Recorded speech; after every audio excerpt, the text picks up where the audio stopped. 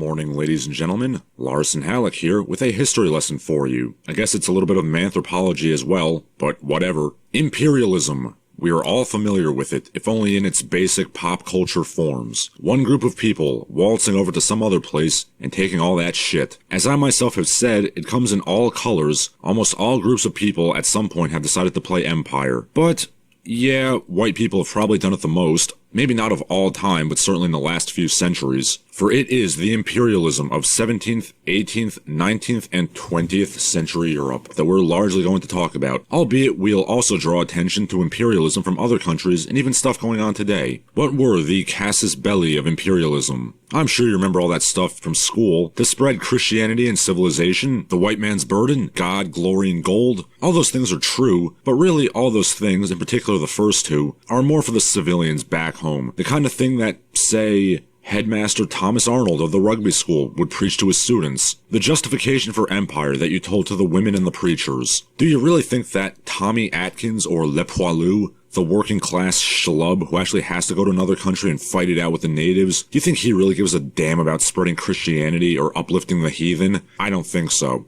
No, they and the propaganda that was targeted specifically to the fighting man had a much more base justification for imperialism. One that really hits home with immediate benefits to the soldier. Bangin'. The beast with two backs, the horizontal mambo, sexual imperialism, the best kind of imperialism. The only burden these white men gave a crap about was the burden of cutting a swath through the exotic womenfolk who had to submit to them. For some strange reason, you don't hear about it in school. But it's true. Oh, we all know that on an implicit level it's true. You're probably saying to yourself, but no. I mean on an explicit level, directly in propaganda and media output, this was the message being given. It varied in intensity depending on which empire in particular you were serving, but it seems to me it was always omnipresent to some extent. Let's look at some examples, but where to start? Which empire made it the most explicit?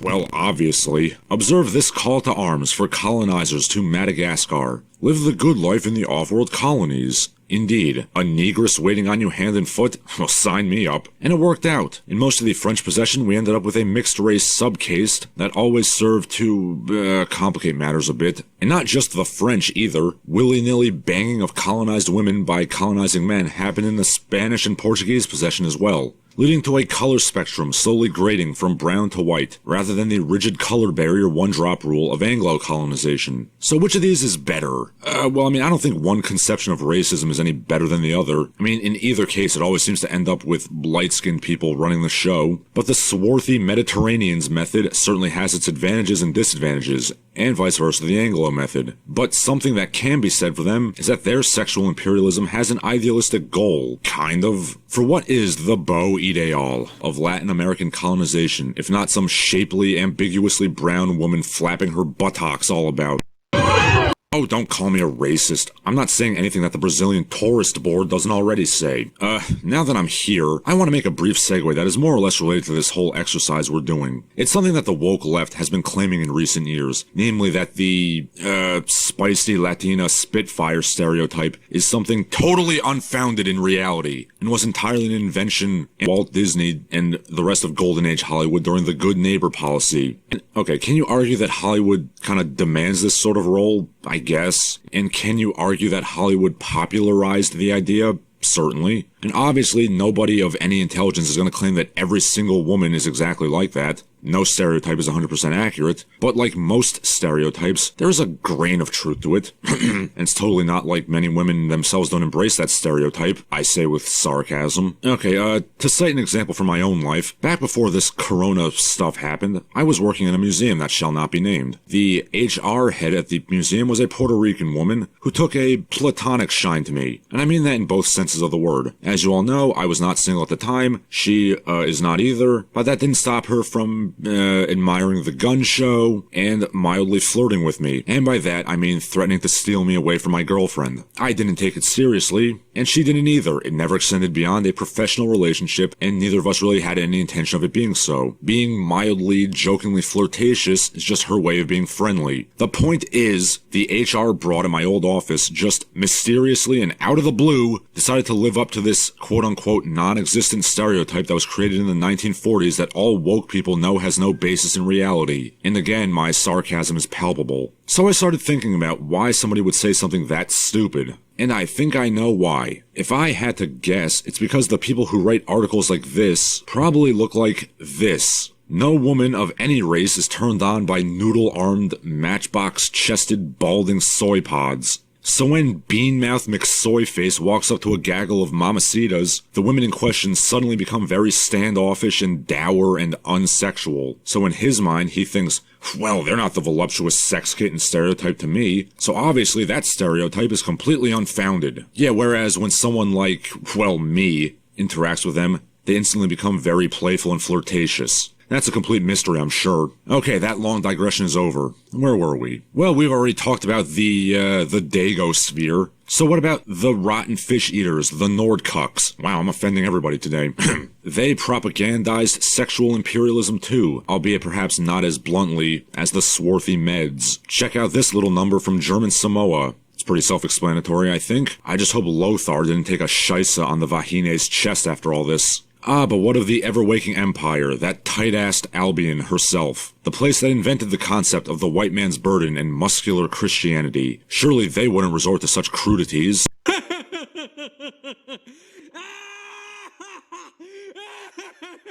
Of course they did. Rudy Kipling himself, The White Man's Burden. What other poems did he write? Let's just pick one at random. Aha! On the Road to Mandalay. Yeah, between The White Man's Burden and Mandalay, guess which one got turned into a drinking song, popular at the rough and rowdy music halls of Victorian London? The sort of places you would find strapping, brawling young men, exactly the sort that you would recruit for the army.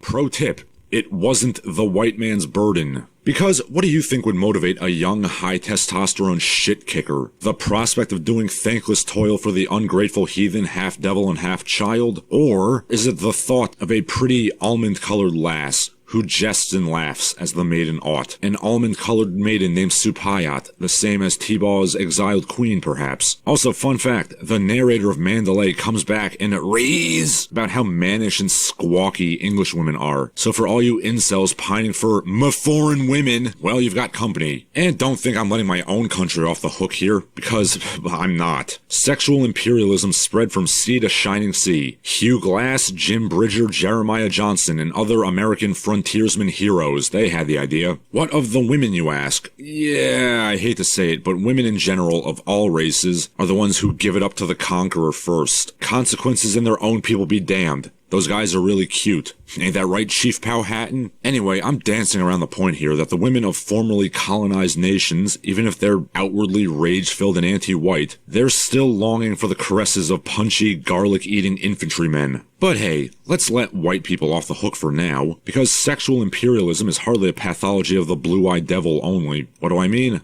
Boy, there's a lot of whitish-looking Turks, aren't there? Wonder how that happened. Pro tip, it used to be called Anatolia, and the little Dievs still long for the Ottoman yoke. It's even going on into the modern day. The Chinese press has fairly frequent human interest stories about Chinese businessmen and construction foremen in Africa shacking up with black women. Now, this is a different kind of imperialism. It may be imperialism with loans and petty snark rather than bullets and bombs, but you know, it ends up with the same result. The dusky maiden gives it up to the lighter-skinned colonizer. Just because the colonizer is yellow instead of white, that doesn't change that fact. And yes, I do find it very amusing that Asia, which was for the better part of 2 centuries, the definition of a place that foreigners go to and say, ugh, I hate the men here, but the women though! Asia's now doing the same thing to other countries now that they've got some stroke in the world. And that is why there will never be an incel revolution, gentlemen. Because the incel, especially the race cell, you know, your rice cells and probably at some point your curry cells, they don't have sympathy for their incel brethren. He doesn't want to uplift all men. No, he wants to put himself and maybe his racial kinsmen on the top of the sexual hill and damn everybody else. You know, I keep saying it and I keep saying it. You cannot understand modern Asian sociology and cultural politics without understanding that most Asian men are acutely aware of the fact that they, perhaps in the past more so than now, are perceived as sexual losers, the bottom of the pecking order. So now they're going to these exotic lands and there's exotic women that are actually attracted to them. They're gonna tear that ass up. And anyway, this rambling nonsense is all tying into the conclusion. So if you are planning on conquering the exotic maiden, just make sure that if you're gonna do sexual imperialism, you gotta make it so there's some semblance of the women in question wanting it. You know you did it right when you have dumpy, angry, brown college professors dreaming about you and your boys spit roasting her. I'm Larson Halleck, and I'm probably gonna get some mail about this one. Now, a word from our sponsors. Hello, are you a fan of Larson Halleck and the Barbaric Gentleman? Of course you are, otherwise you wouldn't be watching. Would you like to help the channel grow? Would you like to help me out? If so, here's how you can. You can go to patreon.com/LarsonHalleck and join the ranks of these illustrious heroes. You can also go to www.paypal.me/LarsonHalleck to also donate some money. You can also buy my book. The Patreon, the PayPal, and the link to my book are all found in the video description. You can also follow me on Twitter or on Instagram. I no longer advertise my Gab because Gab sucks. Otherwise, enjoy, keep watching the videos, and spread the word.